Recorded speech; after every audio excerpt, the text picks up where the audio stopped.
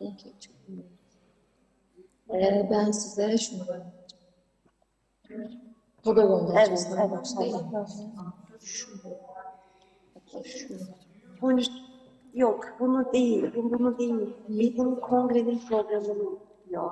Şu. Diyecektim. Şu. Evet.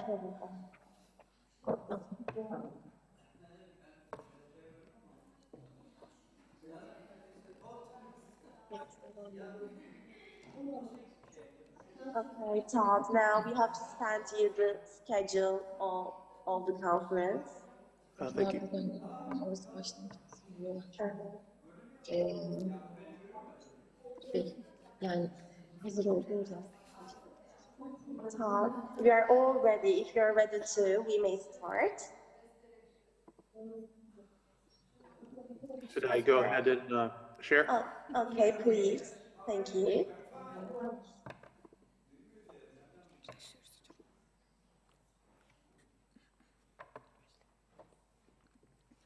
Sayın Eğitim Programları ve Öğretim Derneği Very good. Yönetim Kurulu Yes. Başkanım, Dear President of Turkish Association of Curriculum and Instruction, çok değerli öğretim elemanları, dear academics, saygıdeğer misafirler. honorable guests, Gazi Üniversitesi, Gazi Eğitim Fakültesi, Eğitim Programları ve Öğretim Derneği ve Gazi Üniversitesi Uzaktan Eğitim Uygulama ve Araştırma Merkezi işbirliğiyle düzenlenen 10. Uluslararası Eğitim Programları ve Öğretim Kongresi'nin 2. gününe hepiniz hoş geldiniz.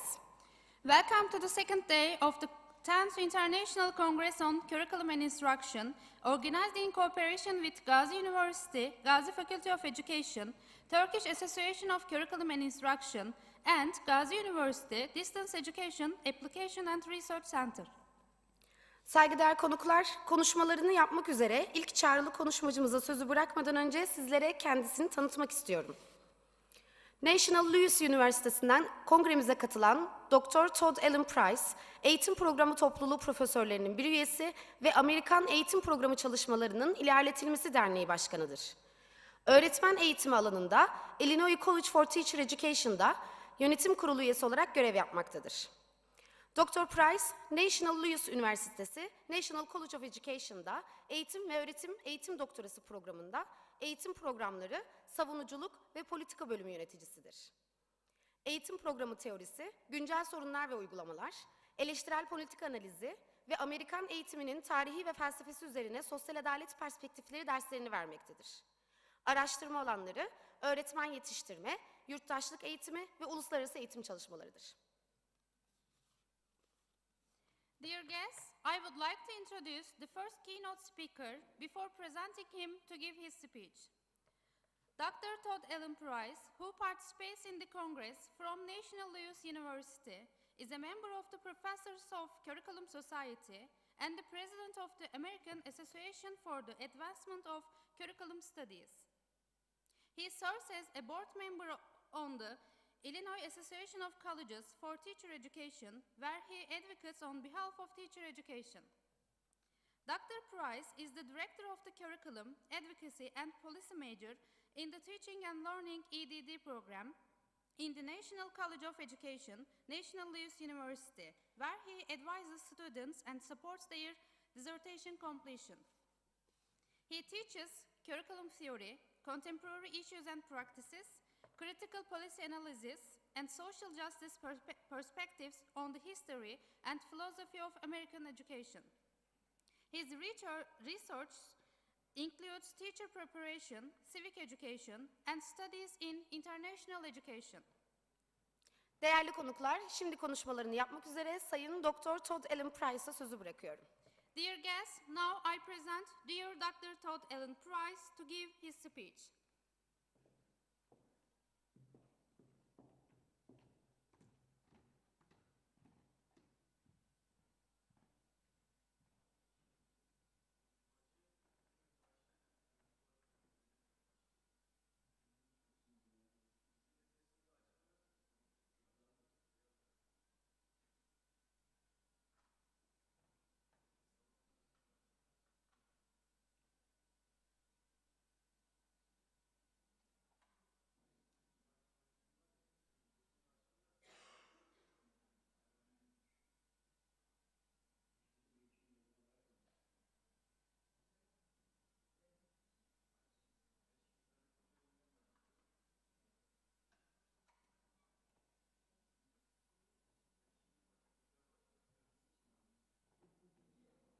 the founders in our university, Elizabeth Harrison and her contemporary Jane Addams.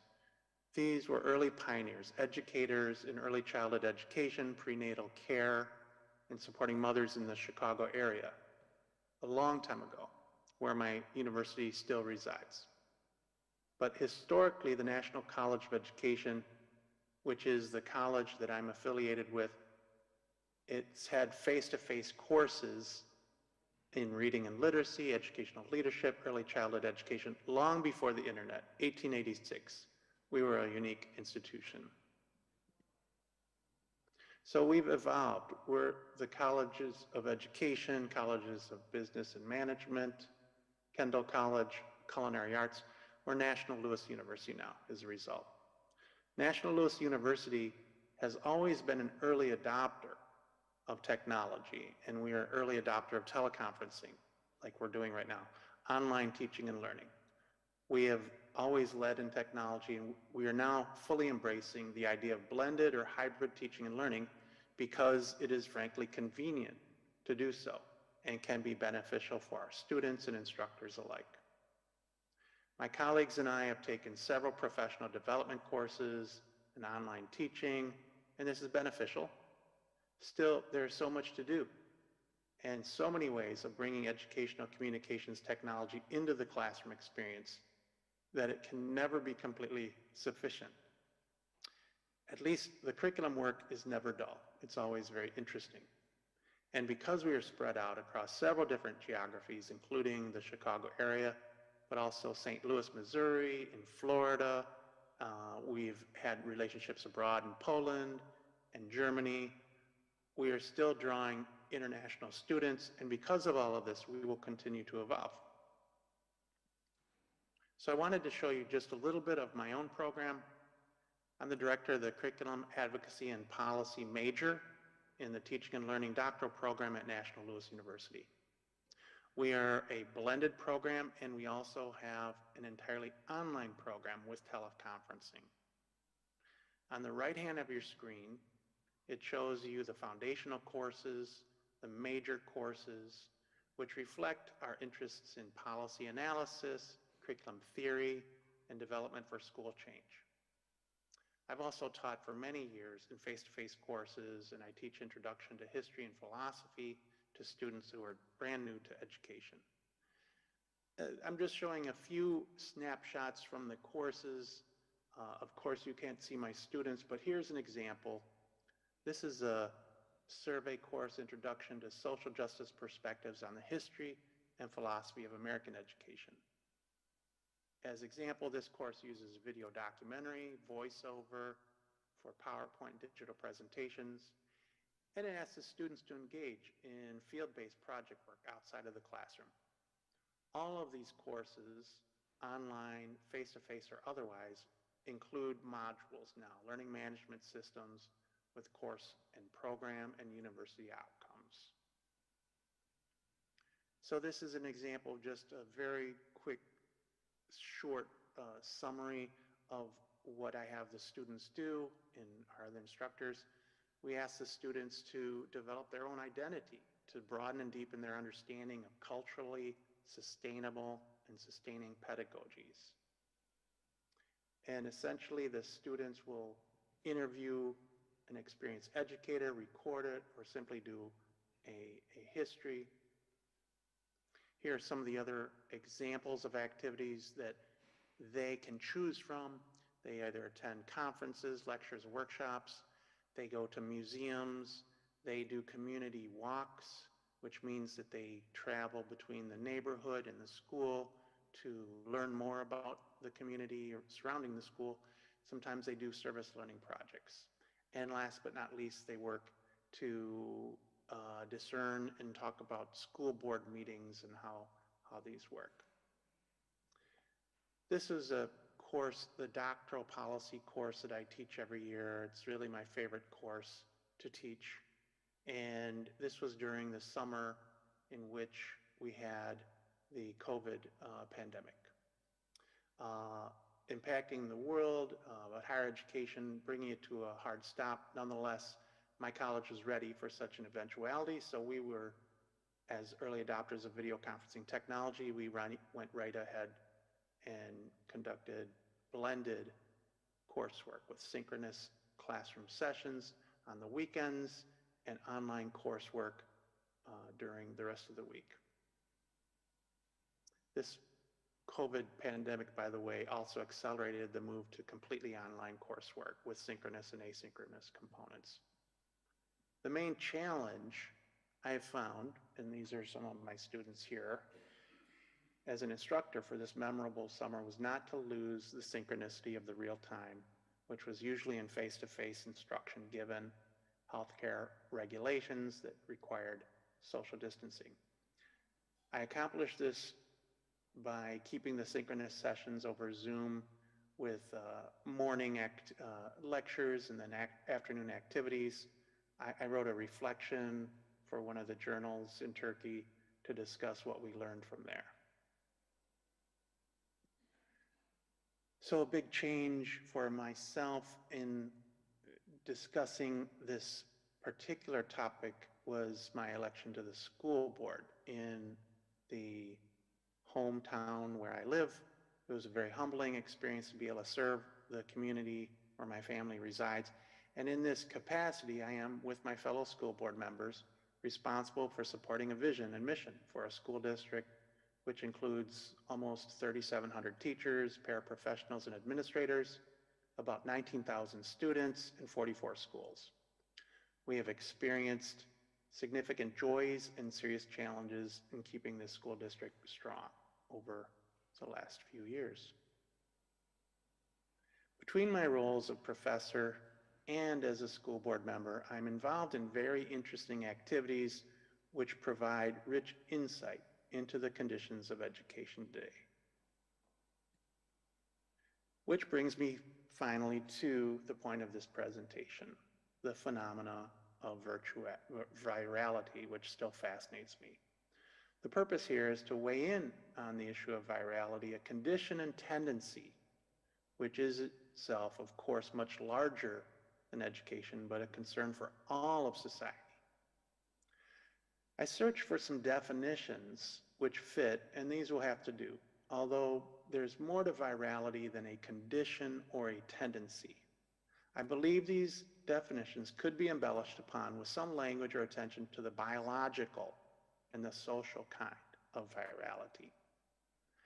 I believe firmly that we are in a viral age that has followed the analog age to which I was born and which lasted many, many years, and then the digital age, which has taken only a handful of decades and which most of us have lived through and experienced as a change in education. Virality, I believe, is similar to the digital age, but is different. It represents one which is rapidly transforming our world and moving us forward, like it or not, into a new era. So the viral era has promise and peril. It's in the increase in our ability to cross borders, and this is both the promise and peril. What I mean by this, let's take the example of the twin pandemics of the US and the world. First of all, of course, COVID. COVID impacted our most under-resourced students most gravely. And subsequently, we also had social unrest and upheaval, especially in the city where I'm coming to you from right now, Kenosha. My hometown over a few years ago went up in flames when a white police officer shot a young black man who was resisting arrest, igniting essentially several days of protest. And of course, we had nationally social unrest that took in the different forms throughout the country, even in the nation's capital. This presentation points to how education is changing in response to these twin pandemics of COVID and social unrest. These conditions were experienced by everyone in the country and were intertwined and are powerfully influential upon our educational system. From what you see here, our Kenosha Unified School District. Of course, I came in, was elected during a pandemic to my university. Others like it in higher education. Our educational systems across the country have responded to the challenges brought about by COVID and social unrest in some similar ways and in some different ways. And these responses are also influential back onto society, which is why I believe that we are in this era of virality. How our educational systems across the country have responded to the challenges brought about by COVID and social unrest begs this question of whether virality is a solution or a problem.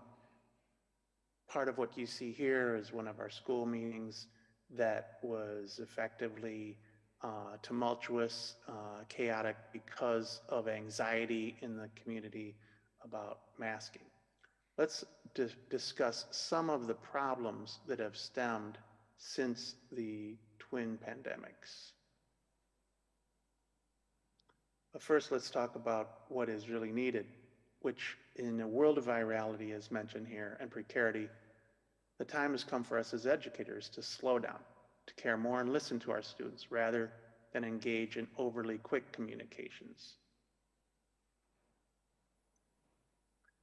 So part of the precarity has to do with what are called cyber attacks. These are increasingly a threat to everyone. Hackers, as we call them, are making their way into K-12 public school systems because schools are often soft targets. The schools do not have the same type of securities that major corporations have, and these attacks come on top of an already frequent barrage of spreading problems. So this idea of virality, of information spreading rhizomatically, like a virus in all directions at once, it ultimately returns to the host source. This is the cause right now for these serious social problems. So essentially, it could be boiled down to this idea of memes and doxing. Memes, as an example, are those ideas. It's an idea, a behavior, style, or image. And to this end, traditionally the term has meant images, concepts, or catchphrases. But, and this is an excellent resource that speaks to how memes have impacted our culture, meme wars, GIFs, videos, viral sensations, any cultural idea or behavior or style that propagates through imitation can become a meme. Additionally, the idea of doxing, which is how personal data and information has been revealed without the person's consent, is a form of what is essentially harassment or intimidation. So even more serious are these breaches of communications networks.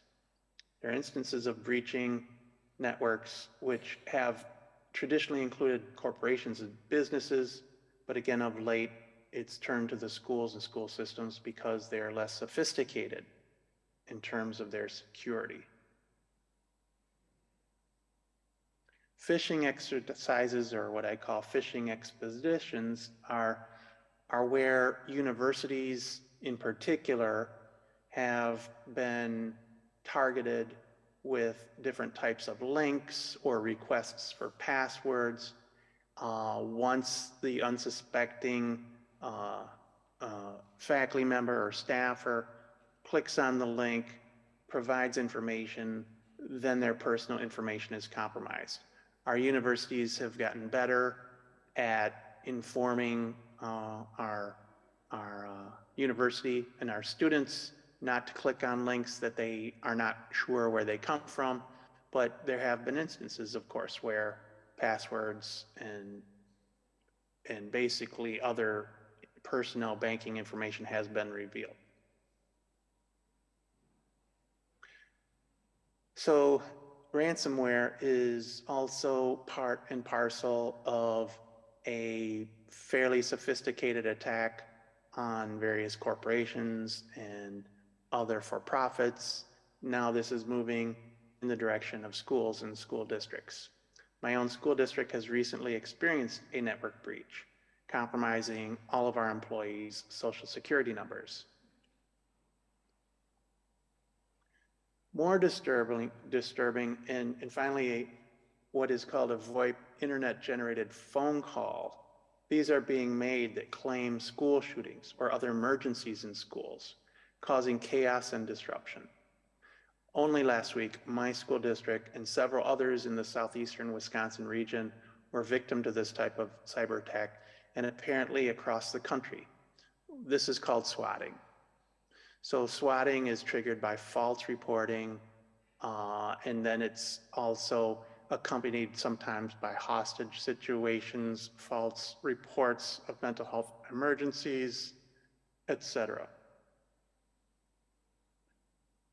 So to provide some levity here on a lighter side to these grave situations, it's in the popular culture to say that all of this technology is making people very anxious and frightened. And sometimes the feeling is that we just need to disconnect.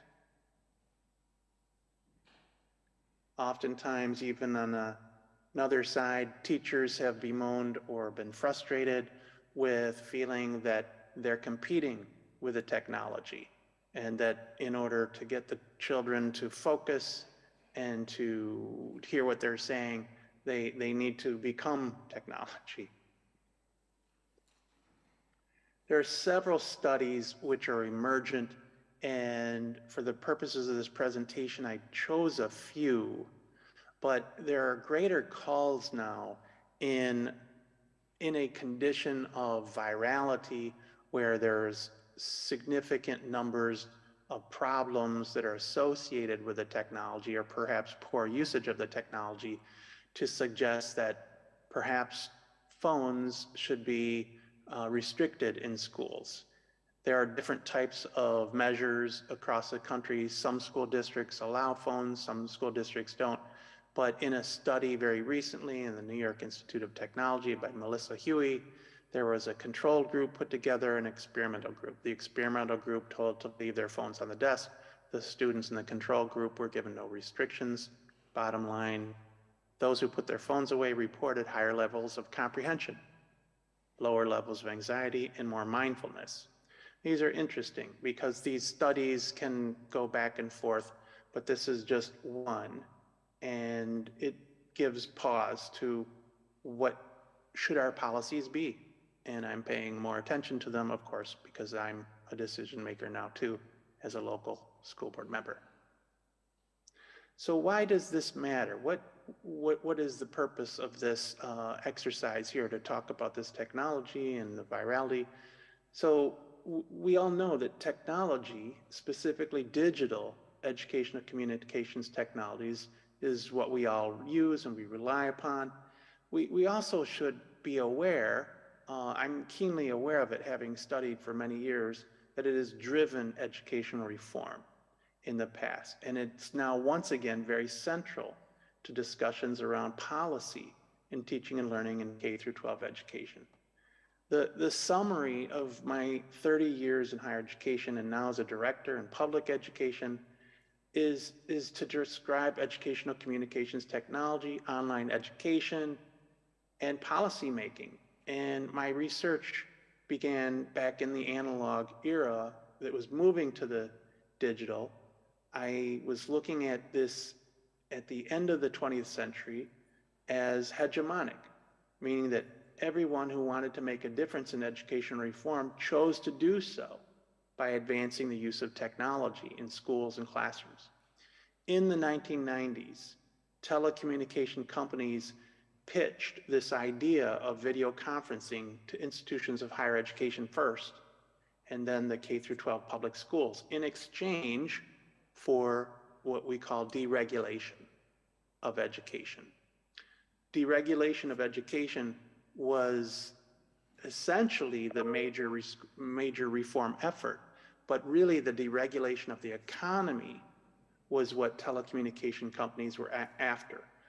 These telecommunication companies offered to wire the schools using fiber optic cable and codec. These are the older technologies in play, but they offered to do this for free in order to win support from educators for legislation that would allow their industries to be deregulated and that they could enter this marketplace that was newly created by the government.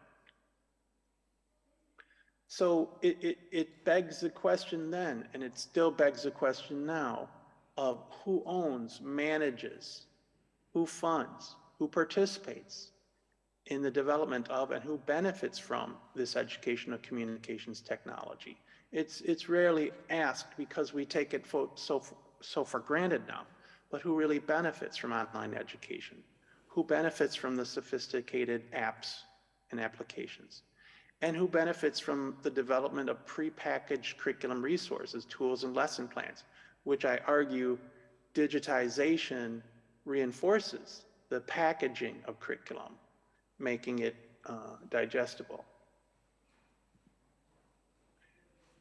My earliest exploration was informed by several other scholars, several other researchers that left a very powerful impact on me, including, in this instance, Liz Ellsworth, who was one of the professors at University of Wisconsin-Madison. She argued that curriculum was changing, that we should think of curriculum not as what is inside the classroom, but what is outside the classroom in the forms of electronic media and in the form of popular culture and entertainment.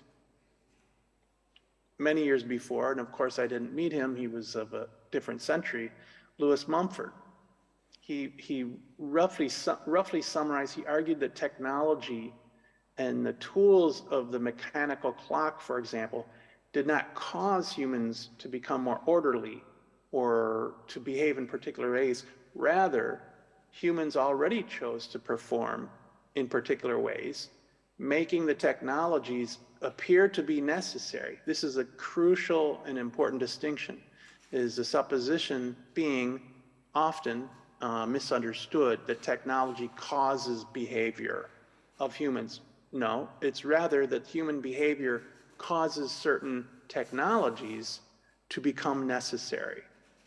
And if you will, our daily routines of work and the way in which we talk about time are very interesting. We talk in tweets and measure time in bits and bytes now. Of course, this has very profound implications for what counts as education or what happens in the classroom. Dear friend who's since passed, David Noble, he was very critical of the technology. He argued that online education was being pitched as a natural solution to problems. He said that there were academics and the corporate industry hand in hand that said, no, but it's the future, we must do this. And he argued that this demise of the sage on the stage and bricks and mortar institutions would leave us with no institutions. He said that he felt that online education was failing and that it would never really amount to much. So we see over this period of time, from when I was studying to the current movement from the information superhighway to the cloud. The information superhighway was based upon this idea that schools and public education were already under revenue limits, meaning that there was only so much money that could be spent on them. But if we offered the schools, we being the telecommunication companies, the wiring and some computers and some equipment, that this would save the schools, but it would also have the effect of creating consumers and students who would end up buying these computers and the equipment as adults. So there was a quid pro quo, or an exchange, an economic one, which essentially accompanied this movement from the information superhighway to the cloud. What was called wiring the world back in the 90s and has moved to the cloud now really amounted to billions of dollars being spent in educational technology that flowed from the government ultimately to corporations producing the computer equipment, the cable network, the programming, the infrastructure, the optics, fiber optics. A movement towards online education grew in this period and consumed real money, capital dollars that could just as easily have gone toward investments in students and teachers and to shore up dilapidated schools. One could easily speculate, and I do, that those billions of dollars being used to eliminate the so-called achievement gap through technology implementation, which is what technology enthusiasts said it would do, could have otherwise been spent directly improving on the school funding formula so that schools could be funded more equitably. There's much, much more I can say about this, but I hope you get the understanding that I'm skeptical of the monies that were spent and arguing that the money might have been spent in other ways. Essentially, over the years, we were basically to see much of the arguments for technology continuing apace with great promises and some questionable decisions being made. So, as mentioned before, I was elected during the height of a pandemic. Our first task as a board was we were forced to revisit the policy of online teaching and learning because of the social distancing and initially the lockdown, but many families continuing to keep their children at home when the schools were opened up with the condition that students and teachers would have to wear masks. We had to balance all this. I say that our school district has worked over the last few years to put together a plan, and we had the plan for the schools, given the pandemic and use of face-to-face education with masks and social distancing, that we would open our schools with the expectation that the students and the parents would follow the rules and that we would continue with online education and virtual learning for the students at home. This chart is too much information, but I just wanted to show that as a school board member in our school district, we had to monitor the cases very carefully between the in-person COVID cases, the virtual cases, and try to make sense of where the spread was and what are the conditions of quarantine and encourage the inoculations, the shots, etc. What was very interesting at this time, and this is part of the social condition of virality, is that the students who were at home, and especially high school, were just as likely to become COVID positive as students at school that were practicing social distancing and using masks. We hypothesized that high school students, regardless of whether they were at home or in school, are social. And so the students at home, nonetheless, were still getting COVID. So over this period of time, my concerns about the way in which virality has, number one, impacted our society in negative ways, spreading, for example, disinformation about the pandemic, social rest, which was inflamed by viral communications. Nonetheless, we were in a viral condition that we had to use whatever tools we had to keep education going. So this is just a reflection of a few insights from our reports of learning in the face of the pandemic. So for students, essentially at home, it was an interesting experience. There was some good news, in is that some students claim to have learned just as much online and through teleconference as in person. Some of the least resourced students struggled at the same time, and overall the condition across the country is that many students, mostly least resource students, but not just the least resource students, have lost at least a year, if not 2 years, of learning. And we call it learning loss, which is not a perfect characterization, but it is one that concerns parents and teachers alike.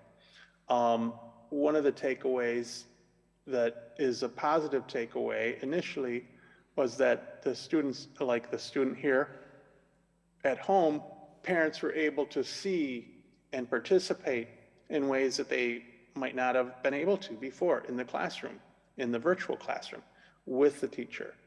One of the concerns of the flip side of concerns of one of the teachers, many of the teachers I spoke with, was that there were many instances in which all they saw was a student as a red dot on the screen.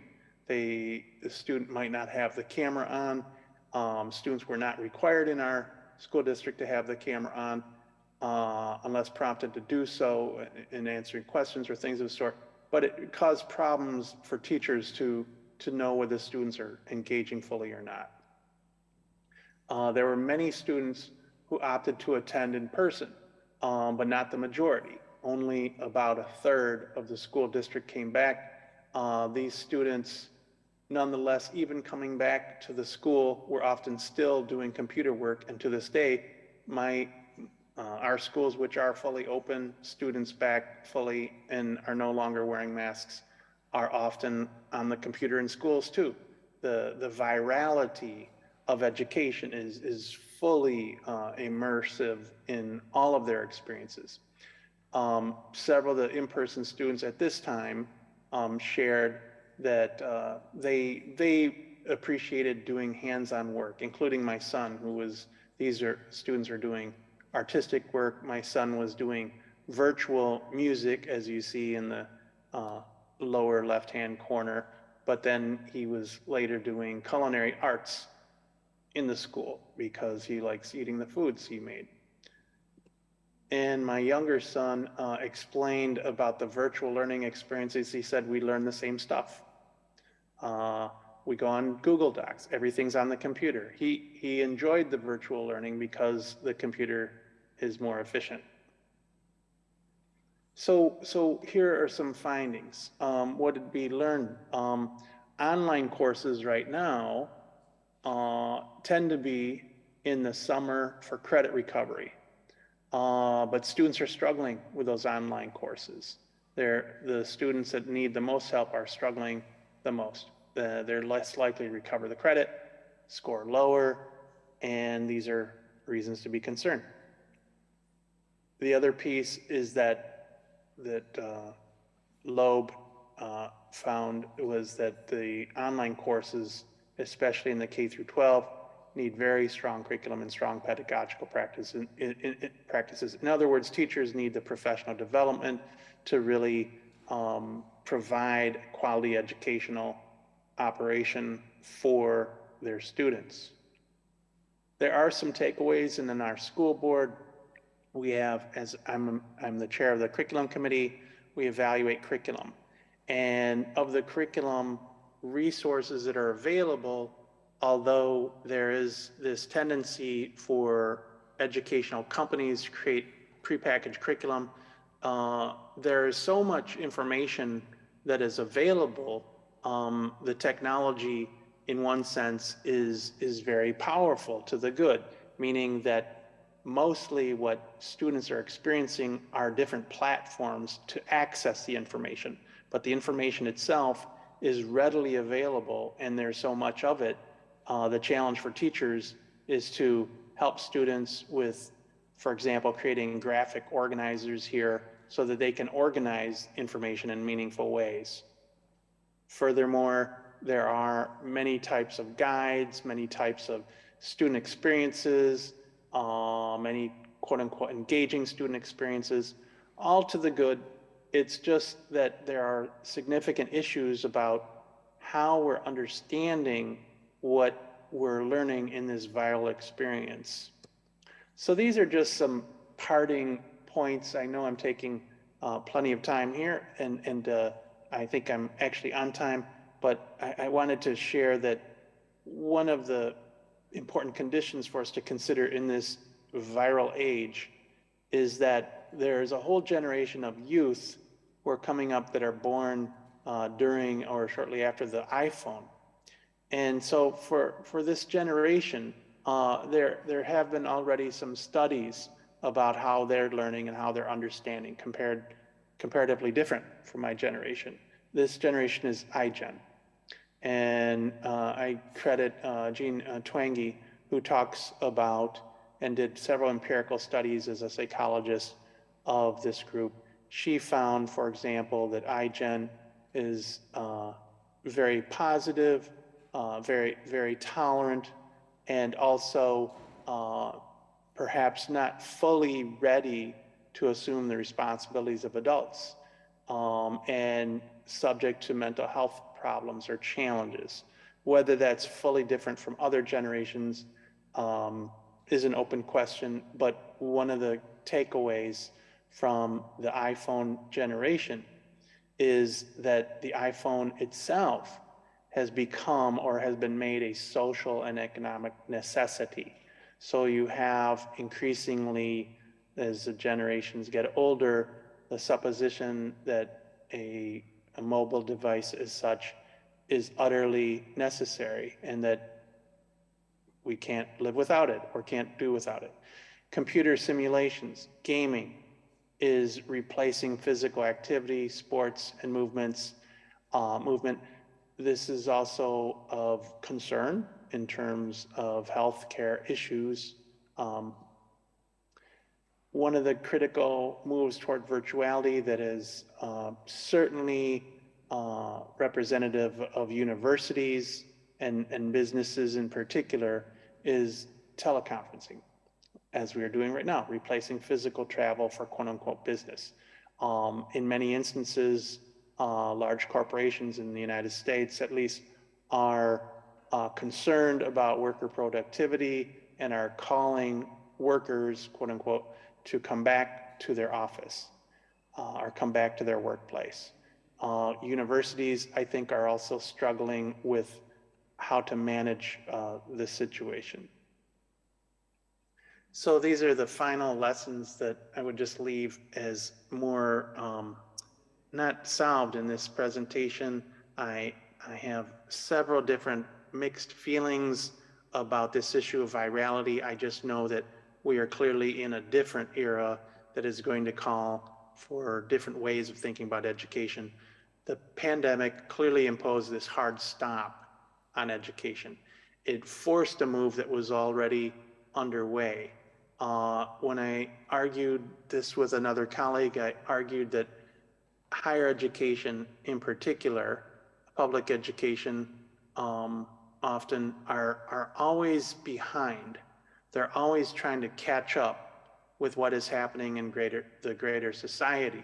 So the sense is that the greater society is already online, and in most ways, social activities, work activities are always represented in some online format. So in other words, schools are playing catch up. They're trying to, public education is trying to remain or become relevant in a society which is very different from the agrarian, pre-industrial, even industrial society on which it was formed.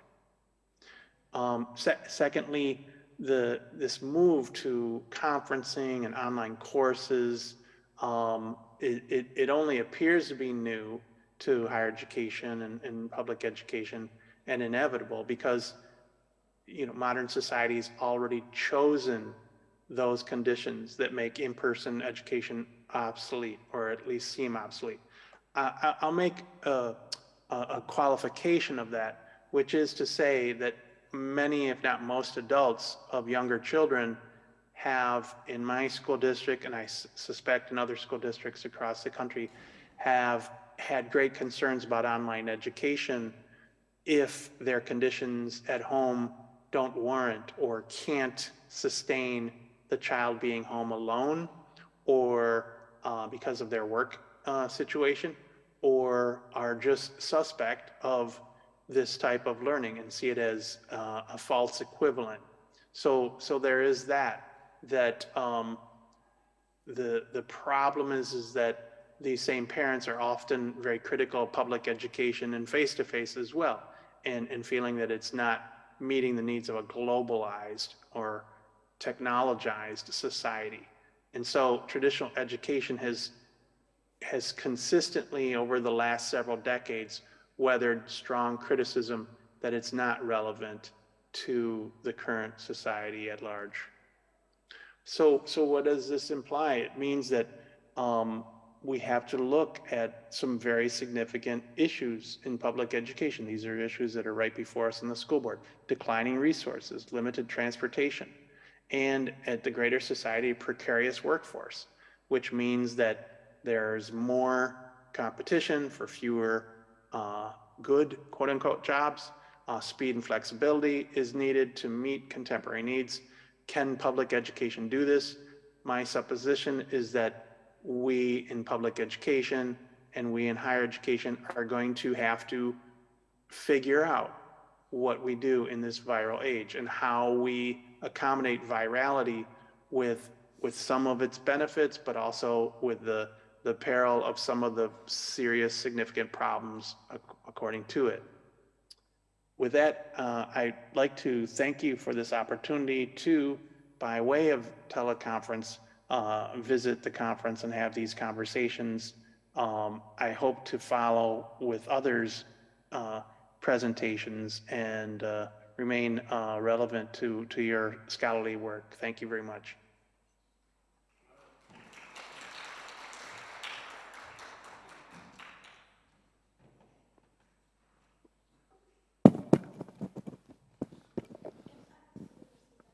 Yes, Todd Ellen Price. Thank you very much indeed. And first of all, I would like to thank you. Here? Sorry. Yes, Todd. Can you hear me now? Here I am. Hey. Hello, how are you? Are you fine? Yeah. Excellent. Excellent to see Şöyle you. geçeyim biraz. Ama ben Todd'u görmedikten sonra nasıl konuşayım? Face to face, you know, we can't speak face to face, you know. I know. Yes, can you hear me now? Good. Excellent, No excellent. problem. And first of all, yes, on behalf of my colleagues and also the Turkish Association of Curriculum, we would like to thank you very much indeed for accepting our offer and giving very informative presentation. Thank you very much indeed. Maybe we wanted to invite you, but you know, some other time in future, maybe we'll meet in Yes, of course. Turkey or maybe in USA. Maybe you can invite us and then we can come Absolutely. there. And all together, we'll come there. Now, I have a question.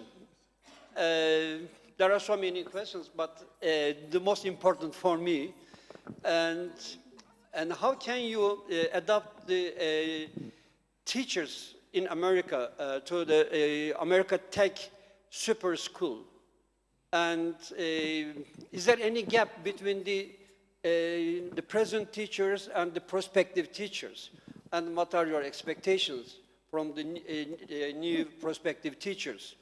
And how can you adapt the present teachers to these super schools?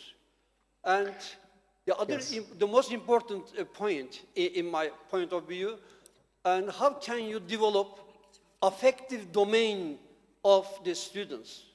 You know, as a curriculum developer, we emphasize on, and unfortunately, we neglect affective domain of the students. But how can we develop the affective domain in the school size? Yes. Thank you. You're welcome. First of all, I much appreciate seeing your face again. It's wonderful, and your voice is wonderful too. So I think that the affective domain, I'm going to answer that one first, because that is the most important. All the time neglect it, you know, neglect this affective domain. Yes. In the United States right now, we have social emotional learning is the educational reform that is most well practiced and important reform in the K through 12, the elementary and secondary schools. It's not always done well, but it is a priority. And so I would argue that in fact schools have changed for the better because they are paying much more attention to the affective as well as the cognitive. The affective is so important right now because somewhere in the neighborhood of 25% of our students have an IEP, individualized educational plan, because of their special needs, whether that be from challenges in the cognitive or the behavioral. The affective is being attended to by teachers who are being trained, being prepared to support the child's needs. And also because we have to understand, going through the pandemic, and we're not through with it here, like elsewhere, there's a lot of trauma, especially under the students that have the least resources, having maybe lost parents or relatives, or just the economy, because people leaving work and then coming back, the job is not there, or they have some problems adjusting, getting back to the work. So social emotional learning, the affective, is very much a focus, and I think that's a good thing.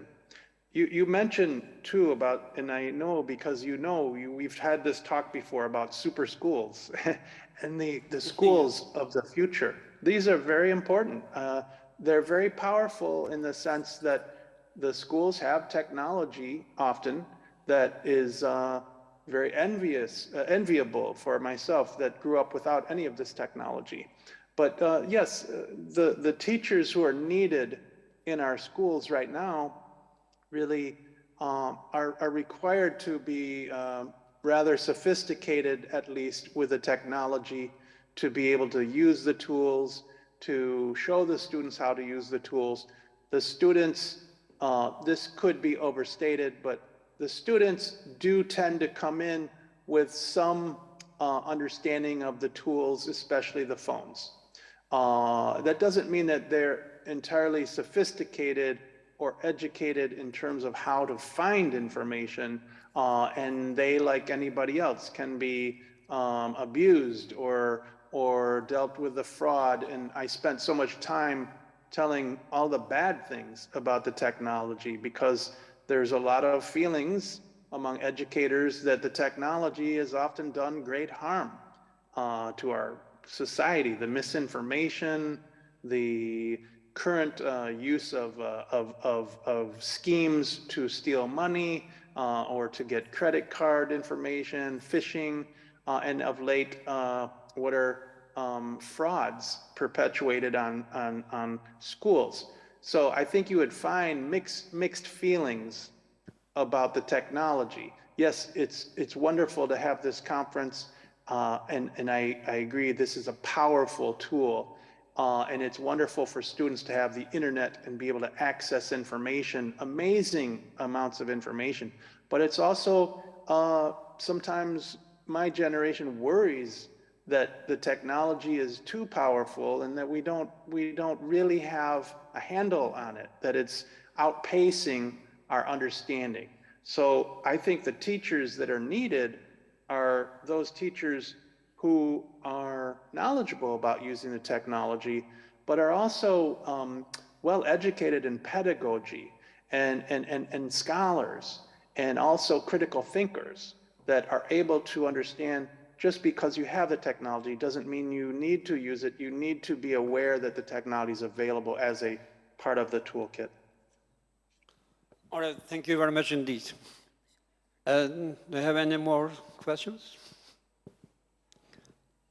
No questions. Thank you very much indeed, Dr. Todd Ellen Price, and then we'll wait for you to Turkey and to host you again.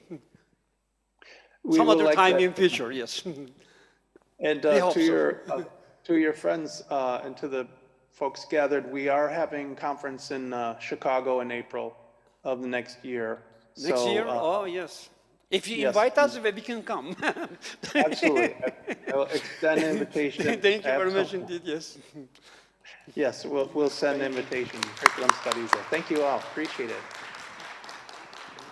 Sayın Doktor Price'a konuşması için çok teşekkür ediyoruz. Kongremize olan değerli katkıları için üniversitemiz tarafından düzenlenen fidan dikim sertifikası kendisine çevrim içi olarak gönderilecektir. We thank dear Dr. Price very much for the speech. The certificate of sapling planting prepared by our university because of his valuable contribution to the Congress is going to be submitted to Elsa, himself can you hear online. me?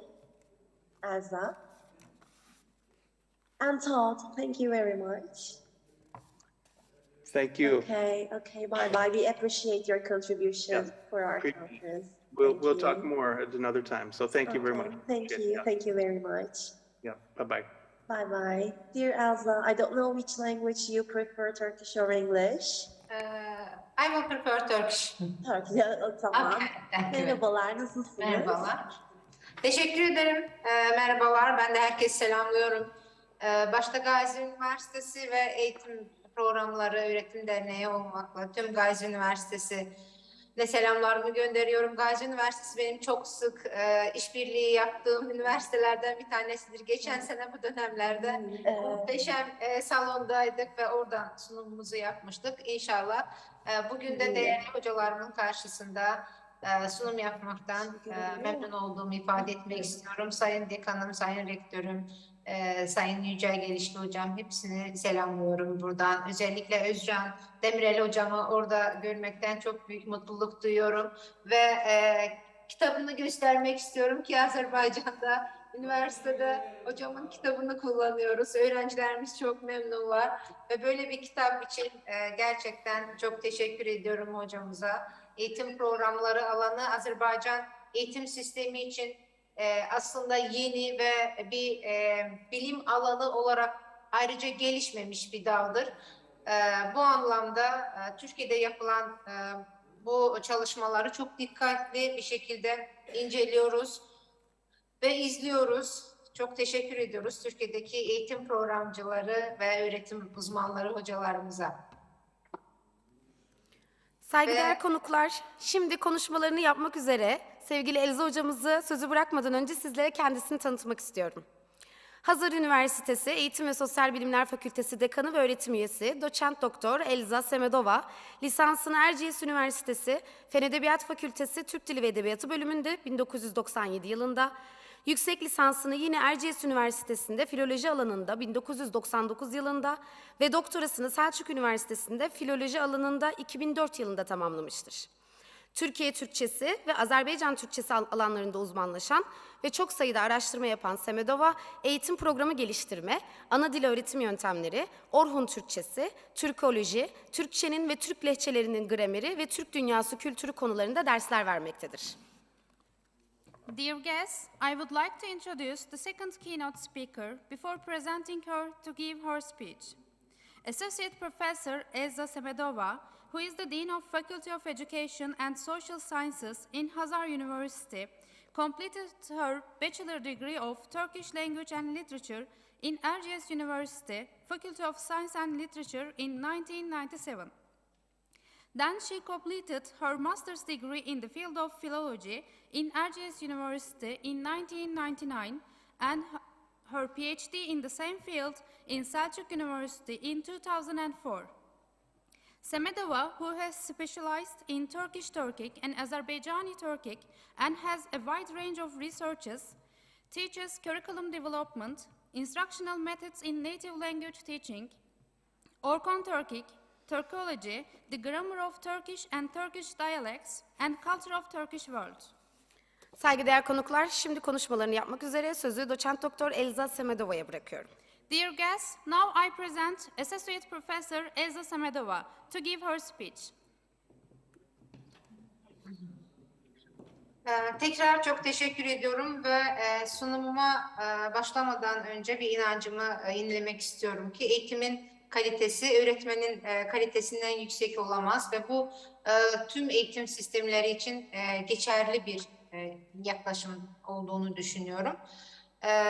Bugünkü sunumumda Azerbaycan'da öğretmen eğitimi programlarına şöyle bir eleştirel bir bakış ismini taşıyor ve Azerbaycan'da öğretmen eğitimi programı 2020 yılında yenilendi ve araştırmamızda yani bu araştırmada birkaç sorulara cevap aranmaktadır.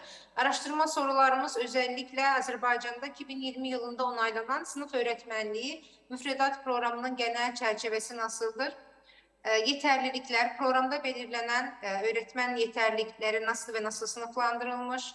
Azerbaycan'da 2020 yılında onaylanan bu programda genel kültür, alan bilgisi ve meslek eğitimine ayrılmış AKTS'lerin oranı nasıldır?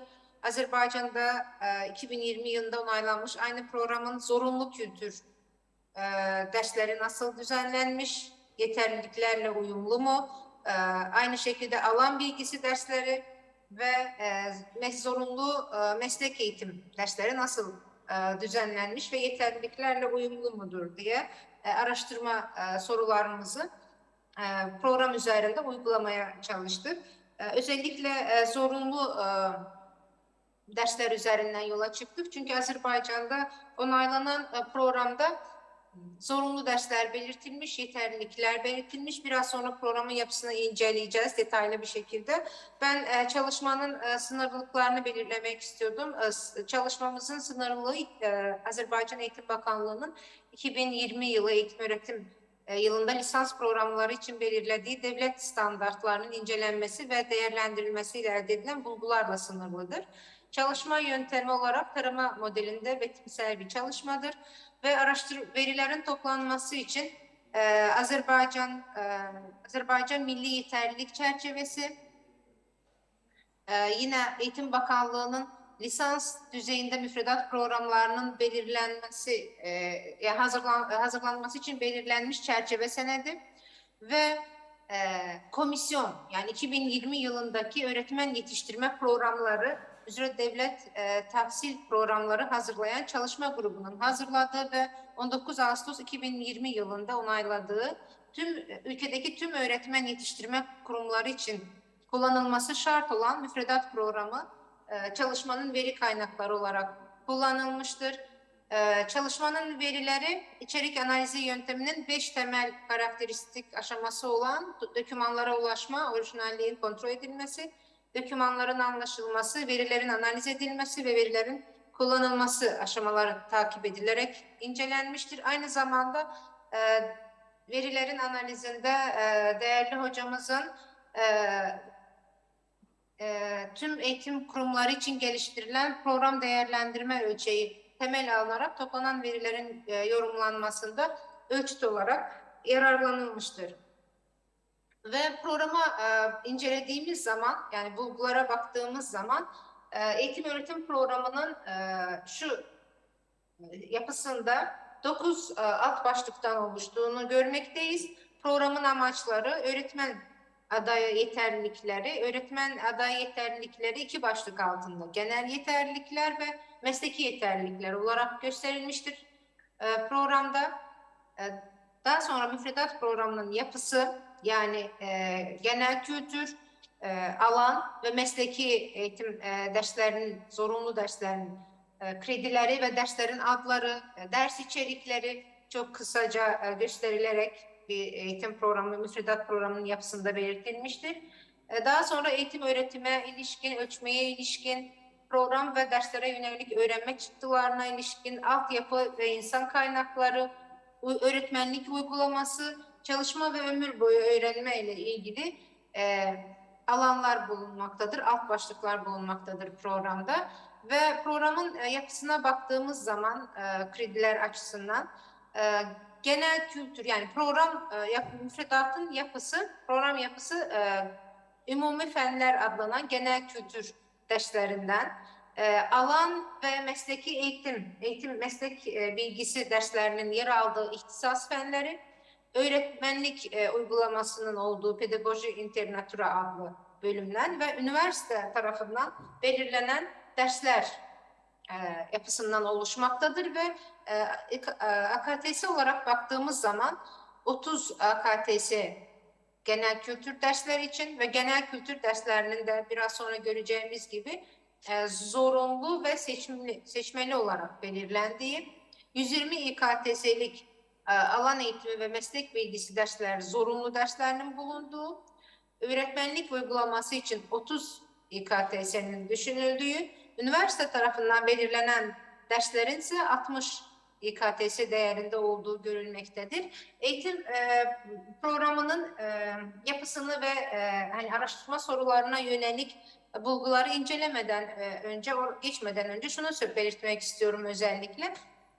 Programın ekleri, şemalar, kurumlar tarafından yani üniversiteler tarafından hazırlanması öngörülüyor. Şöyle ki programda aslında 3 tane ek belirtilmiş. Bu eklerden bir tanesi programın öğrenme çıktılarının hazırlanması için oluşturulan bir şemadır. İkincisi derslerin öğrenme çıktılarının belirlenmesi ve üniversiteler tarafından hazırlanması için konmuş bir şemadır. Üçüncüsü ise öğrenme çıktılarının hazırlanmasına yönelik öğretim yöntemleri, kazanılmasına yönelik öğretim yöntemleri ve ölçme araçlarının belirlenmesi için hazırlanmış bir şemadan oluşmaktadır.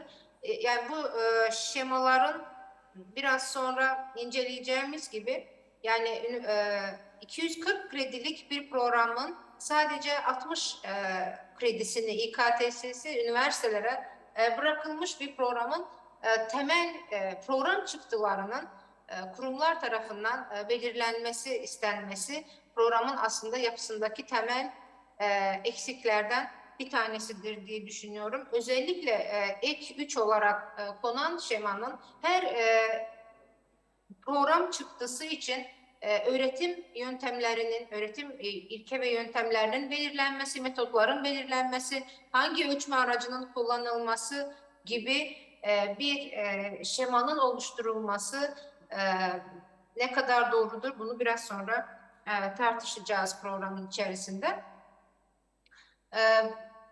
Baktığımız zaman öğretim programının yapısına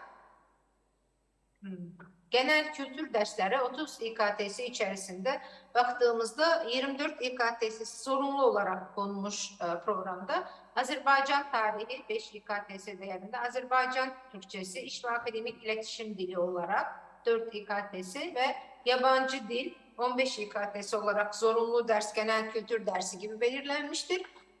Seçmeli olarak aslında seçimlik genel kültür dersleri 2 kategori şeklinde oluşturulmaya çalışılmış. Fakat hangi prensiple oluşturulduğu belli değil. Çünkü belli bir yani hem Hazar Üniversitesi'nde yani benim çalıştığım Hazar Üniversitesi'nde uygulanan öğretim programında hem Amerika'da veya dünya tecrübesine baktığımız zaman genel kültür dersleri belli bir disiplinlerle diyelim ki art, edebiyat dediğimiz, art dediğimiz, humanities dediğimiz ya humanities modül olarak veya işte sosyal bilimler veya science olarak teknoloji, teknik bilimler olarak disiplinler arası bu şekildeki bir sınıflandırma görüyoruz. Fakat eğitim öğretim programında baktığımızda mantık, felsefe, etik ve estetik gibi beşeri bilimlere ait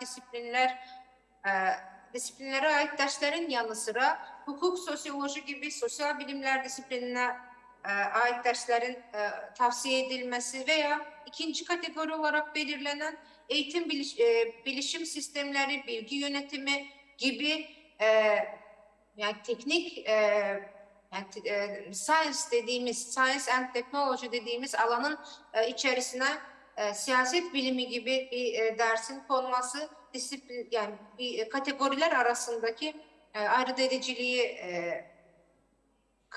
kaybettirmektedir ve aynı zamanda üniversitelere tavsiye ediliyor ki 2 tane bu seçimli dersleri kendileri de önerebilirler ama hangi disiplinlerden önermeleri gerekiyor? Temel programın yapısına baktığınızda bunu kestirmeniz biraz zor gözüküyor. Alan derslerine baktığımız zaman, alan ve meslek bilgisi derslerine baktığımız zaman dersleri burada göstermeye çalıştık. İşte pedagoji, 6 kredilik pedagoji, ilkokul eğitimi pedagojisi 7 kredi değerinde, 6 kredi psikoloji, multikültüralizm, kültürler arası iletişim diye bir dersin alan dersi içerisinde konduğunu görüyoruz. Çocuk edebiyatı 5 kredi, eğitim felsefesi 5 kredilik bir ders, çocuk anatomisi, fizyolojisi ve hijyeni 5 kredilik, eğitim sistemleri ve proje yönetimi 5 kredilik, mülki müdafaa ve ilkin tıbbi yardım diye bir dersimiz var. 6 kredi değerinde zorunlu dersler içerisinde. İlk öğretimde hayat bilgisi ve eğitimi, ilk öğretimde Azerbaycan Türkçesi ve eğitimi, ilk öğretimde bilgisayar ve eğitimi, ilk öğretimde müzik ve eğitimi, ilk öğretimde beden eğitimi, ilkokulda özel eğitim, ilk öğretimde resim ve eğitimi diye zorunlu dersler, yani alan ve mesleki derslerimiz, zorunlu derslerimiz çerçevesinde bunlar gözükmektedir programda. Bunun dışında üniversite tarafından belirttiğimiz gibi 60 kredilik üniversite tarafından belirtilen dersler bulunmaktadır ve 30 kredilik de uygulama derslerimiz bulunmaktadır. Zorunlu derslere baktığımız zaman zorunlu dersler içerisinde aslında eğitim, öğretim, yani öğretmen yetiştirme açısından dünya tecrübesine baktığımızda, diyelim ki Amerika'daki, İngiltere'deki veya Türkiye'deki öğretmen yetiştirme programları incelendiğinde bazı genel kültür bilgisi çerçevesinde, becerisi çerçevesinde oluşacak derslerin zorunlu dersler içerisine konduğu, yani içerik açısından incelendiği zaman bir bilinçliklik olduğu ve karmaşık bir durum söz konusu. Bazı derslerin içeriklerinin birbiriyle birebir üst üste düştüğü, bazılarının zorunlu dersler içerisinde olmaması gerektiği, mesela multikültüralizm, mülki müdafaa ve ilkin tıbbi yardım gibi bu gibi derslerde, bunun dışında sanırım burada bazıları çıkmamış. Derslerimizin eğitim felsefesi, eğitim tarihi gibi derslerin ayrıca eğitim tarihi ve eğitim düşünce tarihi, eğitim felsefesi derslerinin içeriklerinin birbirine birebir üst üste düştüğünü görmekteyiz. Yeterlilikler incelendiği zaman, baktığımız zaman 2022 yılın programında belirlenmiş genel yeterliliklerde aslında genel yeterlilikler sadece burada da Azerbaycan Türkçesinde yazılmış bunlar tabii. Biraz sonra inceleyeceğiz. Ben sadece görmeniz açısından istiyorum. Genel kültür derslerinin çıktıları gibi düşünülmekle birlikte, yani mesleki beceriler de, meslek bilgisi ve meslek becerileri de yer almaktadır bunun içerisinde. Ki bunun doğru olmadığını düşünüyoruz. Çünkü zaten ikinci bölmede mesleki beceriler diye yeterlilikler belirlenmiştir. Yapı olarak da sınıflandırmaya baktığımız zaman bir karışıklık ve bir karmaşa olduğu anlaşılmaktadır. Ve bulgulara baktığımız zaman zamandan tasarruf etmek adına hemen bulgularla yorumlamaları birlikte vermek istiyorum. Daha önce söylediğimiz gibi genel yeterlilikler başlığıyla verilen yeterlilikler daha ziyade tutum ve değerlere ilişkin yeterlilikler olmasına rağmen mesleki yeterlilikler de, mesleki beceriler de aynı başlık altında incelenmiştir. Ayrıt edicilik özelliği bulunmamaktadır incelediğimiz zaman. Genel yeterliliklerin hangi ilkeler doğrultusunda sınıflandırıldığı, belirlendiği anlaşılmamaktadır. Mesleki yeterlilikler kapsamındaki yeterliliklerde mesleki bilgi, alan eğitimi bilgisi ve mevzuat bilgisine ilişkin yeterliliklerin mevcut olmadığını görüyoruz. Ve Beyza aynı hocam. zamanda, buyurun. Bir Anıtkabir ziyaretimiz gerçekleşecek. Saatini değiştiremediğimiz. O yüzden sizden son cümlelerinizi alabilirsek çok seviniriz. Aha, süreyi hemen mi bitirmemiz gerekiyor? Lütfen hocam. Son 2 cümlenizi alabilirseniz çok seviniriz hocam. Evet, programla ilgili söylemem son birkaç bir şey, aslında tartışmak istediğim konular vardı. Başka zaman inşallah. İnşallah hocam. Şöyle bir programın özellikle belirtmek istediğim konulardan bir tanesi, ekranda gördüğümüz içerik açısından ve meslek eğitimi açısından çok önemli olan işte çocuk gelişimi, psikolojisi, yabancı dil öğretimi, fen bilimleri ve uygulamalar, sosyal bilimler ve uygulamalar, karakter eğitimi, çevre eğitimi, topluma hizmet uygulamaları, ölçme değerlendirme, öğretim ilke ve yöntemleri, drama, öğretim programları, materyal hazırlama gibi alan açısından önemli derslerin bulunmadığını görmekteyiz. Programın olumlu tarafına baktığımız zaman bir önceki programla 34-38 İKTS'den 60 İKTS'ye çıkarıldığını görmekteyiz. Seçmeli derslerin ve öğretmenlik uygulamasına ayrılan kredilerin artırıldığını, kredilerinde artış görmekteyiz. Sonuç olarak şunu söylememiz gerekiyor. Aslında hem Türkiye'deki öğretim programlarında hem Azerbaycan'daki öğretim programlarında yapının şu çerçeve, şunu göstermek istiyordum. Aslında Amerika'daki eğitim öğretim programlarının belirlenmesi için temel alınan şu şema çerçevesinde oluşturulmasını, yeniden yapılandırılmasının her iki ülkedeki eğitim öğretmen yetiştirme açısından etkili olacağını düşünmekteyim. Teşekkür ederim. Böyle acele bitirmek zorunda kaldığım için kusura bakmayın. Sorular varsa. Gerçi tam anlatamadık ama olsun.